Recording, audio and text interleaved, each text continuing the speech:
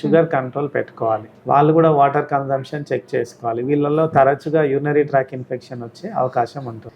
BP మెడిసిన్స్లో కొన్ని dehydration కూడా cause చేయొచ్చు. నెక్స్ట్ హైడ్రేషన్ మెయింటైన్ చేయడానికి ఓరల్గా అయితే నోటి ద్వారా ఇస్తాం. అన్కాన్షియస్ ఉంటే సెలైన్ ఇవ్వాలి కంటిన్యూస్గా. అంటే ఇప్పుడు సమ్మర్లో సన్ స్ట్రోక్ తగిలితే వెంటనే దాన్ని కొంచెం ఉపశమనం పొందడానికి ఎలాంటి రెమెడీస్ ఫాలో అయితే బెటర్? రెండు రకాలండి. ఇప్పుడు heat stroke or sun stroke అన్నారు కదా, పేషెంట్ కాన్షియస్ ఉంటే పర్వాలేదు, మనం వీ కెన్ ట్రై.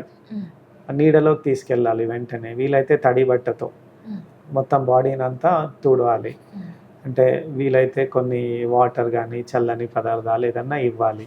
లేదు తను రికవర్ కావట్లేడు అంటే మాత్రం వెంటనే మనం షిఫ్ట్ చేయాలి నియర్ బై హెల్త్ సెంటర్కి. కొంతమంది పడిపోయి అన్కాన్షియస్ అయిపోతారు. సో అలాంటప్పుడు మనం అక్కడ ట్రై చేయకుండా ఇమీడియట్గా హెల్త్ సెంటర్ కానీ హాస్పిటల్కి షిఫ్ట్ చేయడం ద్వారా మనం వెంటనే వాళ్ళని సేవ్ చేయొచ్చు. అంటే మేము యాజ్ ఎ డాక్టర్ కొన్ని ఎక్స్ట్రీమ్ కేసెస్ కూడా చూసాం. Sun stroke 106, 107 degrees. Normal temperature ఎంతండి? 98.4. మనకు 101, 102 వస్తేనే తట్టుకోలేము. అలాంటిది 106, 107 వరకు కూడా వెళ్ళిపోతుంది. అంటే అంత లేట్గా వాళ్ళు రియలైజ్ అయ్యారు. వచ్చే టైంకి కంప్లీట్ అన్కాన్షియస్ కోమాలోకి వెళ్ళిపోయారు పేషెంట్. సో అప్పుడు మేము ఏం చేసాము, మొత్తం ఐస్ క్యూబ్స్తో మొత్తం స్పాంజింగ్ చేసాము. ఒక క్లాత్లో పెట్టి ఐస్ క్యూబ్స్ తోటి చేయాల్సిన పరిస్థితి వచ్చింది టెంపరేచర్. అంటే ఈ ఫిజికల్ మెథడ్స్ అంటాం. నెక్స్ట్ హైడ్రేషన్ మెయింటైన్ చేయడానికి ఓరల్గా అయితే నోటి ద్వారా ఇస్తాం. అన్కాన్షియస్ ఉంటే సెలైన్ ఇవ్వాలి కంటిన్యూస్గా. నెక్స్ట్ ఫీవర్ తగ్గకుంటే అప్పుడు paracetamol. First physical methods, hydration, తర్వాత పారాసిటమాల్. ఏదైనా కాంప్లికేషన్స్ వస్తే దాన్ని మనం అనుగుణంగా ట్రీట్ చేయాలి.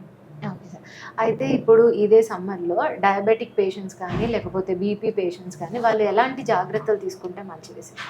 షుగర్ పేషెంట్స్ పర్టికులర్గా టైంకి మెడిసిన్స్ తీసుకోవాలండి. షుగర్ కంట్రోల్ పెట్టుకోవాలి. సో వాళ్ళు కూడా వాటర్ కన్జంప్షన్ చెక్ చేసుకోవాలి. వీళ్ళలో తరచుగా యూరినరీ ట్రాక్ ఇన్ఫెక్షన్ వచ్చే అవకాశం ఉంటుంది. సో వాటర్ అంటే తీసుకుంటూ టైంకి టాబ్లెట్స్ వేసుకోవడం ద్వారా షుగర్ కంట్రోల్లో పెట్టుకోవడం ద్వారా ఇన్ఫెక్షన్ బారిన పడకుండా ఉండొచ్చు. బీపీ పేషెంట్స్ కూడా సేమ్, హై బీపీ రాకుండా చూసుకోవాలి. బీపీ మెడిసిన్స్లో కొన్ని డీహైడ్రేషన్ కూడా కాజ్ చేయొచ్చు. ఫర్ ఎగ్జాంపుల్ డైయూరిటిక్ కాంబినేషన్ అంటాం. తద్వారా ఏమవుతుంది, వాళ్ళు కొంచెం రిక్వైర్మెంట్ అనేది వాటర్ ఇంటేక్ ఎక్కువ ఉంటుంది. అట్లాంటి వాళ్ళు ఖచ్చితంగా వాటర్ ఎక్కువ తీసుకోవాలి. కొద్దిమంది ఫర్ ఎగ్జాంపుల్ కిడ్నీ పేషెంట్స్ ఉంటారు, వాళ్ళకు రిక్వైర్మెంట్ చాలా మినిమం ఉంటుంది అన్నమాట. అంటే వాళ్ళ కిడ్నీ ఫంక్షనింగ్ని బట్టే మనం ఇస్తాం. అంటే 1 లీటరే తీసుకోవాలి వాళ్ళు డే అంతా చూసుకుంటే.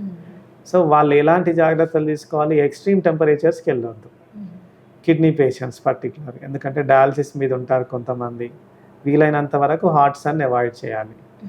ఈ బీపీ షుగర్ పేషెంట్స్ కూడా ఇంపార్టెంట్ అయితేనే బయటికి వెళ్ళాలి. ముఖ్యంగా మిట్ట మధ్యాహ్నం అంటాం కదా, హాట్ సన్ అరౌండ్ 1 to 2 ఆ టైంలో బయటికి వెళ్ళడం అవాయిడ్ చేయాలి. ఈ చేయడం ద్వారా వాళ్ళు ఈ సన్ స్ట్రోక్ బారిన పడకుండా ఉంటారు. Hi everyone, Nenu mi Vedika. Please subscribe to Volgo Health. Don't forget.